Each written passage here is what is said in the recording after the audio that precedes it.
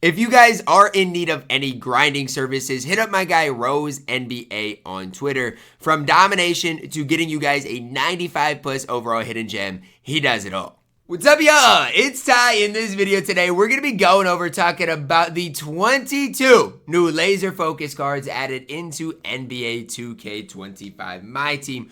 Which of these cards are worth picking up? Do we have any really good budget cards? What is Blue Edwards like? Okay, the card doesn't look too good, but have some other budget options that could possibly be solid for your squad. That's what we are going to be doing in this video, looking at these cards from bottom to top, starting with Killian Hayes, see even in the league anymore, then working our way all the way to the Hakeem Olajuwon. Packs worth it? Never, but let's dive into whether these cards are worth getting off the auction house. Killian Hayes, 6'5" point guard. Does nothing on the court. Nothing. Card stinks. Wally Walker. I like the name. This card stinks as well. Stacey Augmon. 6'8", 47 3-ball. Yikes. Nothing for the gold so far. Larry Markkinen. 7 feet tall. 74 3-ball. I mean, the card is absolutely horrible. Then Darko Milicic. 7 feet tall. Does nothing for us on the court. The gold cards are absolutely horrible. The gold cards are horrible. It is one of those things, and I do say it a lot. Somebody said in my chat, like, what is the point? They're wasting the time adding these cards to the game. These cards stink. Eric Montrose up next, 7 feet tall, 29 3-ball, 30 speed. Yikes. John Block, 6'9", 59 3-ball. Defensively not I mean, this card's not good, but he's the best card we've seen so far. Because he, has the ability to green a shot, I guess, and plays at least some defense. The card's not good, though. Omri Caspi up next. This card used to always be a sharpshooter. I mean, he's got a 90 standing dunk, 89 3-ball, defensively not bad. Now for an emerald card, Caspi can get the job done. He can get the job done. I'm telling y'all, he can get the job done for a bunch of guys. Derek Harper, 6'4", 83 ball, 86 ball, and defensively solid. For budget guys out there, Derek Harper might be your best budget point guard in the game. Gold on-ball menace. He's 6'4", 83 ball, 86 ball, and defense, so he can hold it down. I'm telling you, budget guys, there's your guy. Big Z, 68 3-ball, 25 speed. He's horrible. And I normally don't hate Judas Ilgauskas, but card stinks. Aaron Brooks, 6 feet tall. Yikes. I mean, 6 feet tall, doesn't play any defense. Yikes for him. Blue Edwards, 6'4", 85, 3-ball, 80 driving dunk, 86 ball handle. Defensively, not great. Badge-wise, not great either. Blue Edwards stinks. Bojan Bogdanovic, 6'8", 89 3-ball. Ball handle's a little bit low. Perimeter at an 86 isn't bad. 2 total badges. Yikes.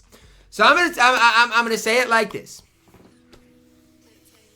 The one card that's decent, that is diamond or below, is Derek Harper. The other cards absolutely reek on this game. Derek Harper's good. He's not as good as, some of the other cards that we got. Like, even if you go back to this, it's not like he's as good as Mario Chalmers. But he's not bad. It's not bad. Now let's talk about the diamonds. We kind of already went through them decently last night. The problem with Vucevic is this. And his speed is a 67. His speed's a 67. Now, yes, Vucevic went absolutely crazy on my Timberwolves last night. His release on this game is going to be solid.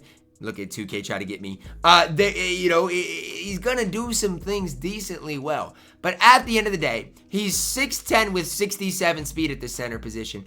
I just don't know if I can get behind that. Now, yes, his release in the catch and shoot situation is going to be pretty smooth. I mean, it's really quick. Should not miss with the card. Now, it just kind of looks weird.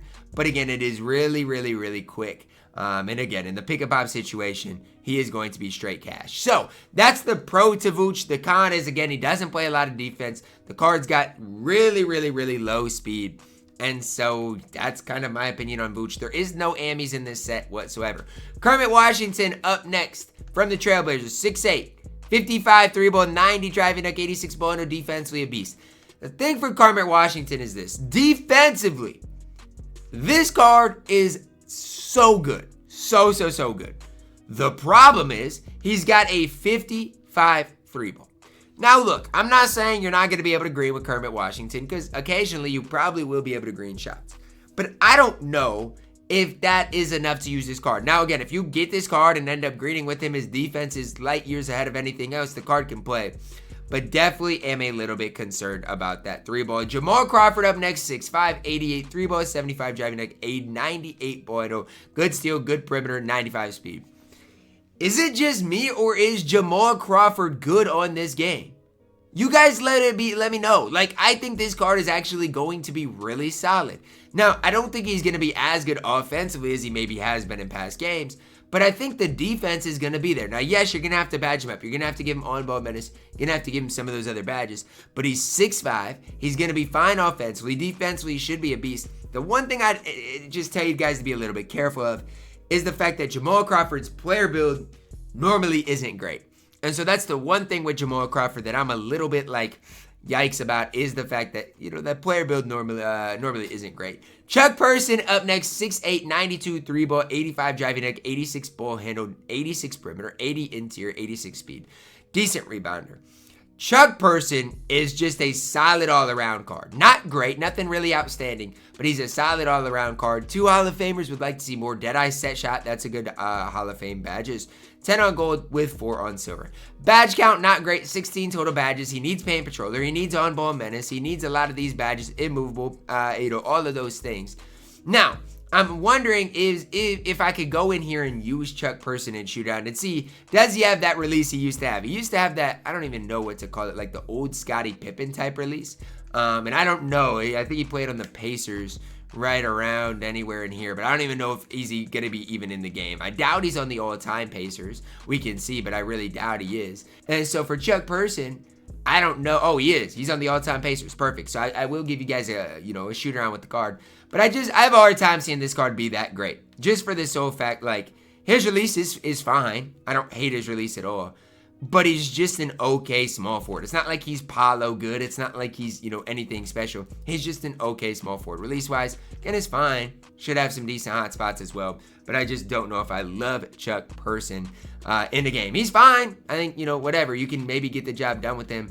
But I just do not know, how elite the card is going to really be. Now for Jamal Crawford, right? Let's go back to Jamal Crawford. See what this card's release is going to ultimately be like. Release-wise, looks pretty smooth. I mean, a lot of people might be like, well, it's high. Doesn't he have like the Tracy McGrady base? It's a little different.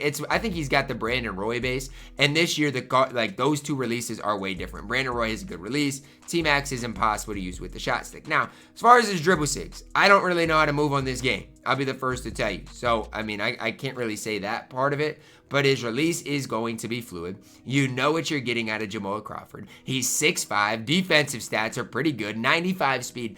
I like Jamal Crawford in this game. I'm going to say it. I think he might be the best diamond that we ultimately are going to get today. Next diamond. So we got Jamal Crawford, Chuck Person. 2 cards that are, I don't want to hate on them, but I think they're pretty mediocre. Then we see Devon Harris. 6'3". 88 3 ball, 75 driving dunk, 90 ball handle, defensively okay, 88 steal, 85 perimeter, 98 speed. The thing with me and Devon Harris is this. Does come with that Hall of Fame pick dodger, which is nice. 17 base badges is not getting the job done. Only 17 base badges. So then, when you're like, well, what do I give him? Do I give him on-ball menace? Do I give him shifty shooter? Do I give him brick wall immovable? Do I give him, off-ball pest, limitless, slippery off-ball, deadeye? He misses a lot of those badges. Meanwhile, for Devon Harris, he only has a 75 driving dunk, so he's going to miss a lot of those dunks. Now, yes, defensive stats, they're fine, right? Pretty similar to a guy like Jamal Crawford, which I kind of just went through and talked about. But I just don't know for Devon Harris how great the card really is going to be. I don't think he's going to be horrible. He was later, right? Like, he's not going to be on this Nets team. Yes, I don't even know if I'll be able to find him. Is he on the all-time Nets? I doubt he is. And so the thing for me with Devon Harris is I think the card's going to be fine, but I just don't think the card's going to be like next level good or anything. So that's the one thing for me when I'm thinking about Devon Harris. It's just like, where does he really fit in a squad? I don't know. I just think he's another average point guard in this game. Now to our pink diamonds, meat and potatoes of the video today. Last night I ranked them like Hakeem, Kawhi, KG, Tyler Herro. So let's start at the back. Tyler Herro. 6'5", 95 3 ball, 75 driving dunk, 90 ball handle, defensively solid enough. He is 6'5", 89 speed as well. He's not the worst at all. Again, stat badge-wise, not the worst. Offensively, looks like an absolute beast with what the card has. Now, I think for Tyler Herro, it is super important to note, what does this release truly look like? What does his fade truly look like? Can he be that primary ball handler for your specific squad? Well, let's look at it. Again, dribbling on this game is cooked. I can't dribble. I don't know if y'all can dribble or not, but I definitely can't. Release-wise, it's fine. Not necessarily the quickest release in the game, but it's not slow. Like, he kind of does actually get it up there decently fast. Let's look at the fade for Tyler Herro. Fade going right. Looks pretty smooth to me. Fade going left. It's okay. It's not necessarily my favorite fade. Going right, I think, is better than going left.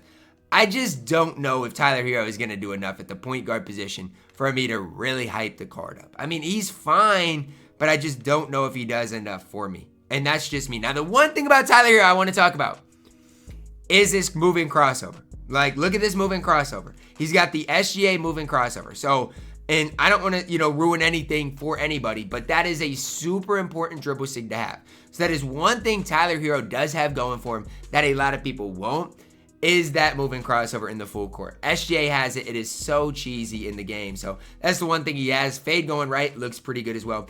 I don't hate Tyler Herro at all. Honestly, I think, if you're looking at, Tyler Herro, is he better than Devin Booker, SGA? No. But if his price isn't super expensive, could be an okay guy to add to your squad. KG up next, 6'11", 73 3-ball, good standing, driving dunk, 86 ball handle, defensively solid. Good rebounder, good speed, defensively an absolute beast. KG is going to be that man in this game. He is so good, especially defensively. The problem with KG, it comes down to one thing. The problem with KG is this, his release. And I don't want to sit here and act like his release is the worst release in the game, because it's not. But I will say this, and I've used a lot of KG. His release is baited. Now, somebody asked me last night, Ty, what does baited mean? It just means it's easy for people to get a contest on it. New contest system in the game.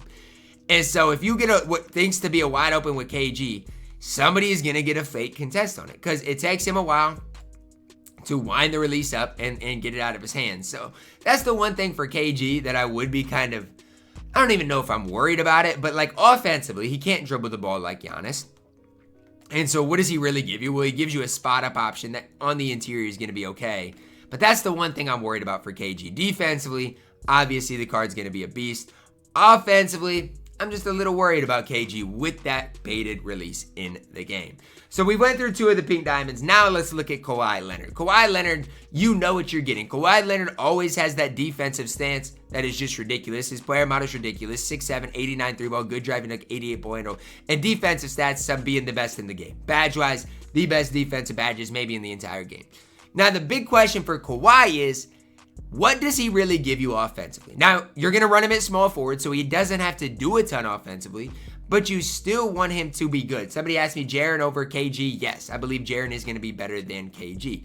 But the thing for me with Kawhi Leonard that I want to talk about is his release. Like, Kawhi in this game seems like always has a good release. This year, it's the same. Like, his release is going to be super easy to time, super easy to green. But I don't want people comparing Kawhi to a guy like LeBron James, because it's not close. LeBron is so much better than Kawhi. Paul George is going to be better than Kawhi. Kawhi is just going to be a really good defensive player, but offensively, he just doesn't give you a whole ton. Fade going right, smooth, but I'm telling you, his offense, he gives you a basically spot-up shooter that can somewhat attack the rim. But a guy like LeBron, a guy like Paul George, even a guy like Dr. J gives you so much more than a guy like Kawhi Leonard. So just realize that, yes, Kawhi might be slightly better defensively, but those guys are going to be night and day different on the offensive end of the court. Last but certainly not least, the best card I think we're going to get today, Hakeem Olajuwon, 7 feet tall, 84 3-ball, 90 standing dunk, driving dunk, good ball handle, defensively a beast, 87 speed, good rebounder. Card is a stud. I actually think I'm going to like Hakeem more at center than power forward, and I can kind of briefly explain why. Number one, he's better in the interior than he is on the perimeter as far as defensively. His agility is fine, but it's not necessarily great. His speed's fine, but it's not necessarily great. I do think Hakeem is going to be better at center. Now, the thing I like about Hakeem more than that I always really like about Hakeem is that player build. Like, you want to talk about, the reason Hakeem is always, I'm having like a brain fart on who even he plays for. But the reason the Rockets. I was gonna say I'm having like a brain fart, but I know it was a red team. But the reason I really like Hakeem is because of his player build. Like, his player build is just massive, and you guys can see. Look at the player build in this game. It's ridiculous. Hakeem also always has a really easy release to time, really easy release to green. Obviously, I don't know what this card's 3-ball is, but that's really why I like Hakeem. You're not going to miss in the catch and shoot situation. He has an insanely large player build.